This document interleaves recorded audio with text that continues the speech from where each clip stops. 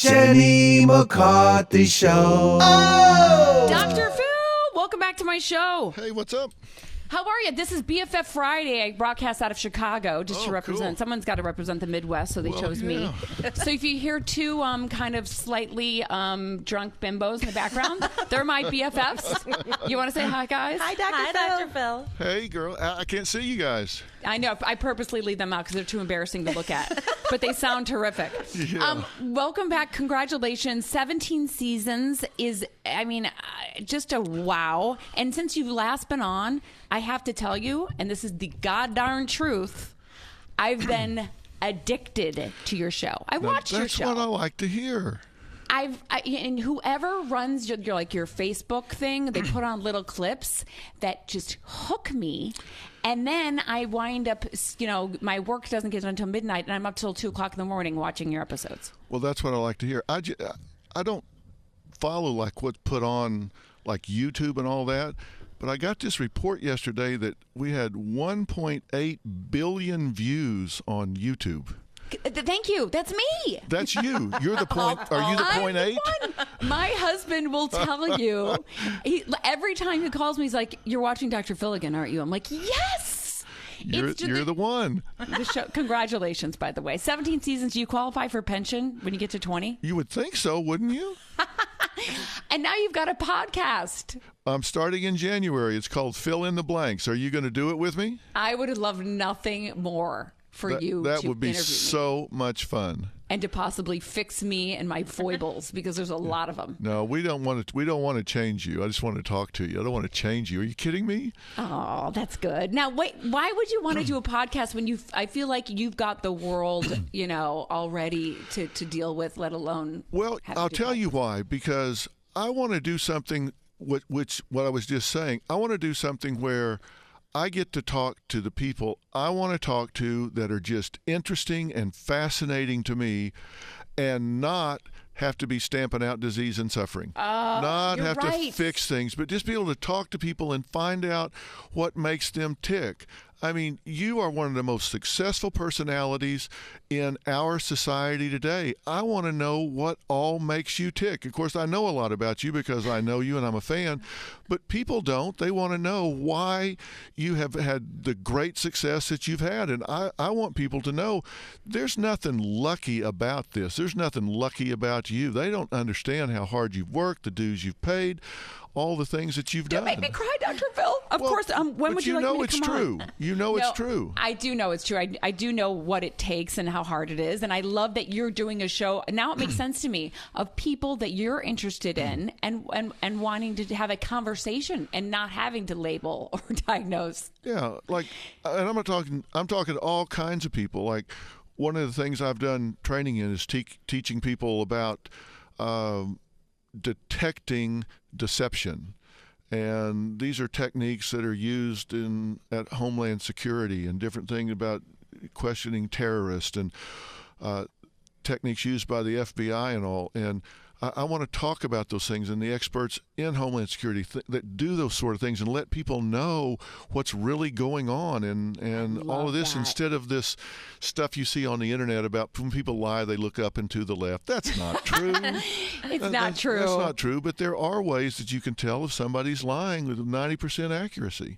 And I teach those techniques. I love that. And I got to talk about something that I've noticed a trend on your show, and maybe this is just only because of the recent discovery of me being addicted to you. But you have been actually highlighting or putting a spotlight on a lot of moms that are faking abuse so they get full custody. There was one where I couldn't even believe it, where the daughter was on stage, where you had her somewhat realize in that moment that she was brainwashed and believing her dad molested her. Yeah, to me, parental alienation is a heinous thing to do.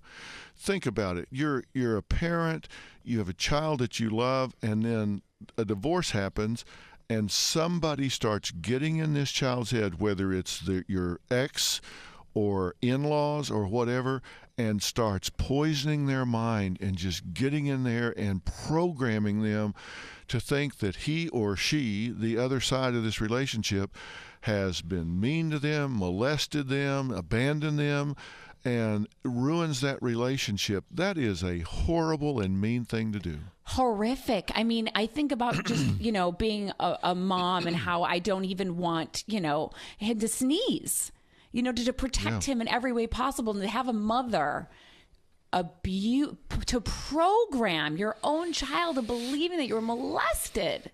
I mean, and you know what that parent that does that doesn't understand is the day's going to come when that child thinks for themselves, and they're going to look back and go, I know what you did. You took my daddy away from me. You took my mother away from me, and I will resent you for the rest of my life for doing that. They think they're winning. They're winning in the moment, but it will cost them that relationship for the rest of their lives. That is 100% true. It's almost that the crazy Munchausen by Proxy story that you did about the girl that had a fake being in a wheelchair. I'm forgetting her name. Gypsy Rose. Gypsy Rose. I mean, what a horrific story. When you first heard it, were you had to just be in shock like the rest of us? Well, I was. And of course, I've dealt with Munchausens before. I've dealt with Munchausens by proxy before. And so I saw this and I thought, okay, this is a really classic story and for people that don't know, Munchausens is when you really make yourself sick because you want the attention and everything that goes with that. Munchausens by proxy is when you make another person sick because you want the attention as a caregiver and all the things that go along with that. But this story, I saw what it was, and then the layers that were involved in this, down to the point of winding up with Victor, the 500-year-old vampire that got involved, that she met on the internet, this alter ego of this guy that comes in and murders her mother while she's cowering in the bathroom. I'm thinking, you can't make this stuff up. No. You can't make this stuff up. He said, I'm going to rape your mother after I kill her. Oh, I can't let you do it. You can kill her, but you can't rape her afterwards. I'm going to rape somebody. Well, it'll have to be me then.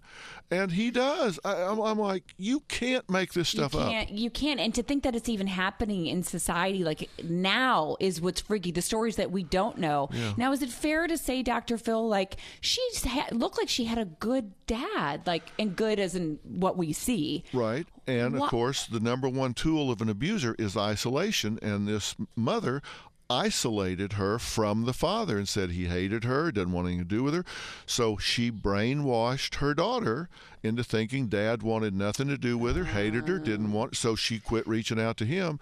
And you saw when I went into the prison to interview Gypsy, she looked like a normal human being, right? She looked like you wouldn't expect from what she had been through. And that was a great interview, by the way. Talking there, yeah.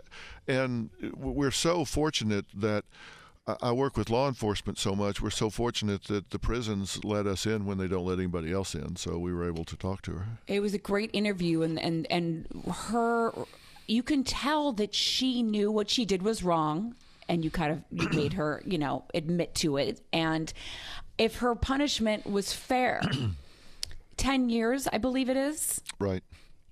Do you think that's fair, or do you think... I really had mixed emotions about that because think about this, and we're not talking just about Gypsy here. We're talking about kids that the system really fails them sometimes. Correct. Because think about a child who really has no power, and a lot of Dr. Phil, and I'm not talking about myself in the third person, it's not the Dr. Phil show, it's really Dr. Phil. We didn't call it the Dr. Phil show because I think that cheapens what we do. It's just a platform called Dr. Phil. And we really, when I started the show, I wanted to do two things. Number one, I wanted to talk about the silent epidemics in America, things that people just don't talk about in polite society. And I wanted to give a voice to people that don't have one, and that includes children a lot. And think about a child that is powerless. They don't have a voice. And here's what happened. With her, she goes to the doctor. A doctor recognizes what's going on, gets her out of that chair and has her walk, realizes what's happening, and never follows up. Oh. Child Protective Services is called on 2 different occasions, comes to the house, does absolutely nothing. So this child realizes, look, they always believe my mother, not me. The only way I'll ever get away from her is if she's dead. There's no way I'll ever get away. She has gone through 20-something surgeries. She took out her salivary glands. She had taken out everything she could take out. And she said, oh, I'll never get away from this woman if she's not dead. So it's hard not to think what I would do in that same predicament, or anyone. Should she have killed her? Of course not.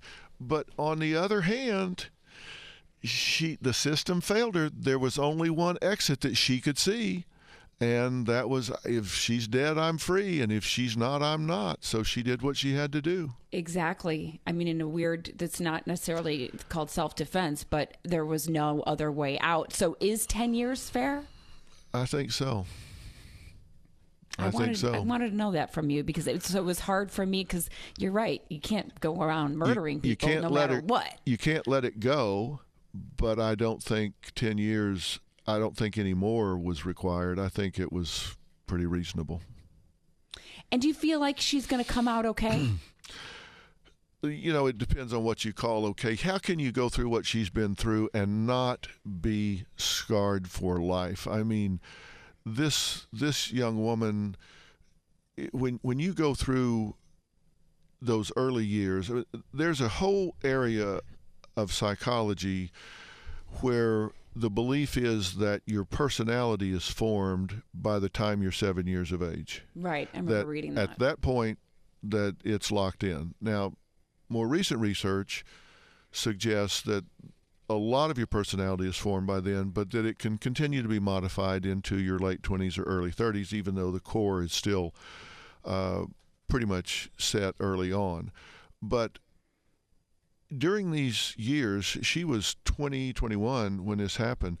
During all of this time, someone had written on the slate of who she was in a very toxic way. It's really hard to erase that. I mean, that's really, really hard. I mean, to me, I feel like, doesn't it seem like CPS keeps getting it wrong? Well, they do get it wrong. And think about this. Robin and I are national spokespersons for CASA.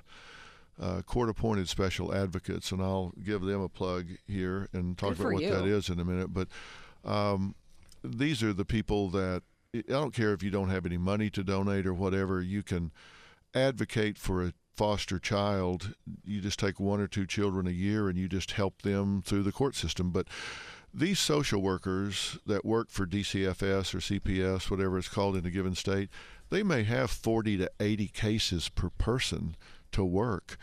How in the world are they supposed to cover that? They just can't. They're so overworked and understaffed that even the well-meaning social workers can't get it right because they just don't have the time to follow. And sometimes it's just so dumb. They'll call and say, we're going to come and do a home study. Well, hell, that gives them 48 hours to clean the place up. Right.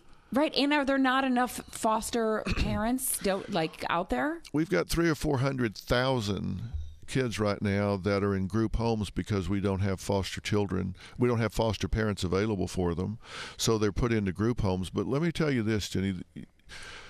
When you take a foster child, you get anywhere from $500 to $800 a month for the foster child, and if they have special needs, it's more.